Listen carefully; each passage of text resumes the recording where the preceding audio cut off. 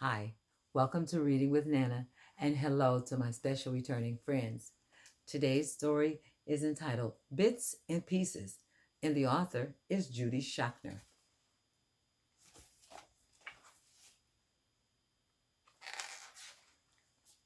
For a cat, Tink was an odd duck.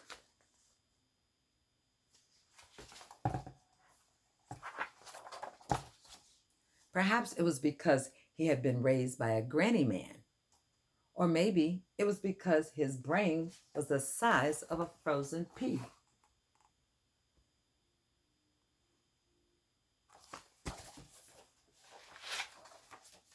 No matter, his family loved their boy to bits.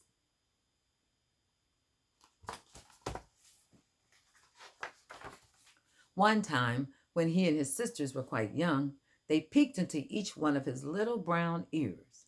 And do you know what they saw? They saw each other.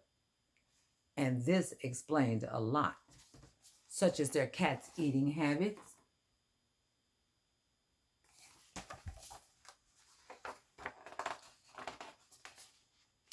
After months of sneaking these kinds of snacks, Tink teetered into the kitchen and tipped over, and no amount of coaxing could put that boy back on his paws.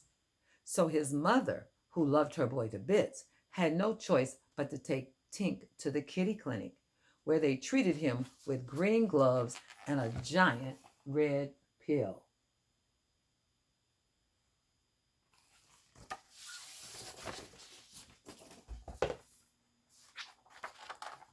When Tink came home, he had forgotten all about being sick, but he never forgot the excitement of being outdoors. Still, Tink enjoyed his life as an indoor cat because he did everything with his family. He read with them and bathed with them. He worked with them and played with them.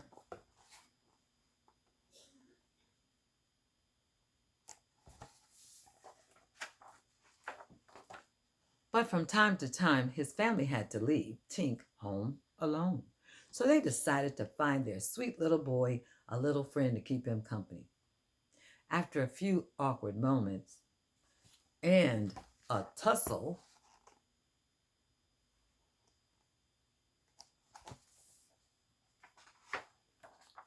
big and little settled in for a long, cozy nap. And from that moment on, the two cats loved each other to bits and pieces. Just as he had learned to be a good cat from his granny man, Tink decided to be a mother brother to his kitten.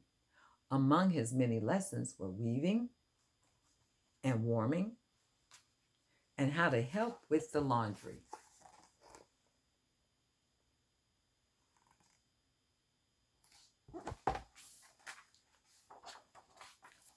Though his experience was limited, Tink's best lessons were all about the great outdoors. And over the years, he tried to get more experience. Get back here, Sneaky Pete. Oh, no, you don't, Monkey Pants. Gotcha, Butterball. But it was a battle Tink would always lose.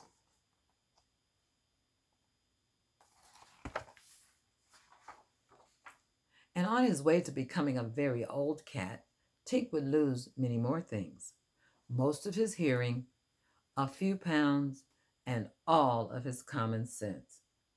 So that's why on his 20th birthday, Tink licked a stick of butter, then slipped unnoticed out the front door while his father brought in the newspaper.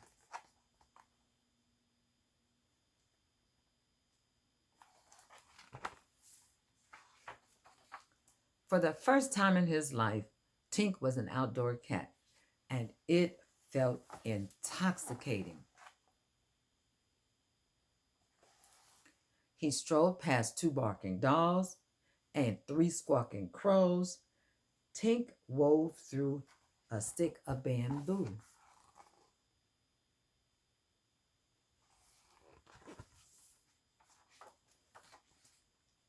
until he met the moon on the other side. I'm going home, announced the old boy.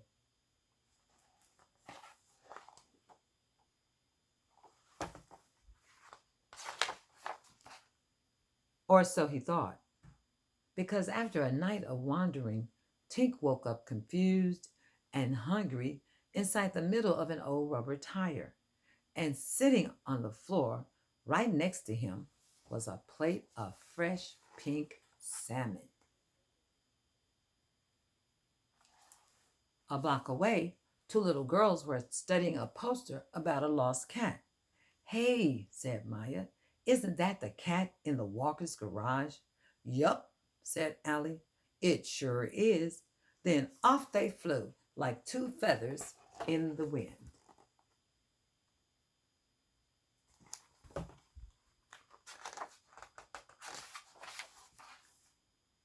But right around the corner, and two streets down, the cat stranger was beginning to cause a real commotion.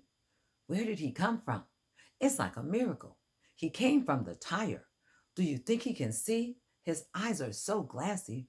Oh, he's so cute. Will they keep him?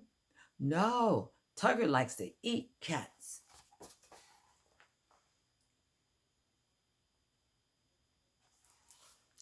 Just as Tink was basking in the glow of so many new friends, a nice man plucked him from the tire and placed him inside a cardboard box. Sorry, fella, said the man, we've got to bring you to the animal shelter. But moments before the lid lowered, the two little sleuths on silver scooters came racing toward the crowd. Huffing and puffing, right behind them was a lady who looked like she had lost her best friend.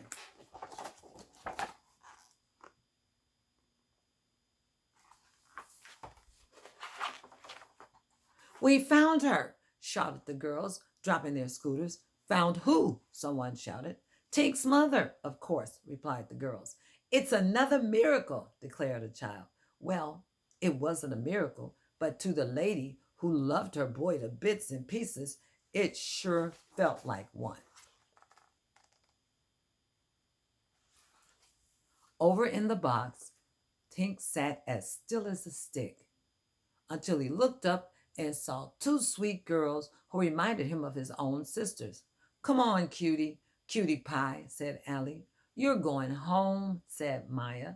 Then, as both girls gently lifted the old boy up for one last kiss, they couldn't help but see into Tink's soft brown eyes. And you know what they saw?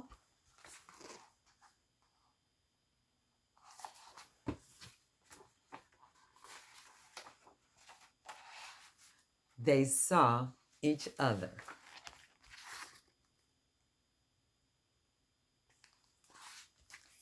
That's the end of our story. I hope you enjoyed Bits and Pieces, the story about a pet who was truly loved by his family.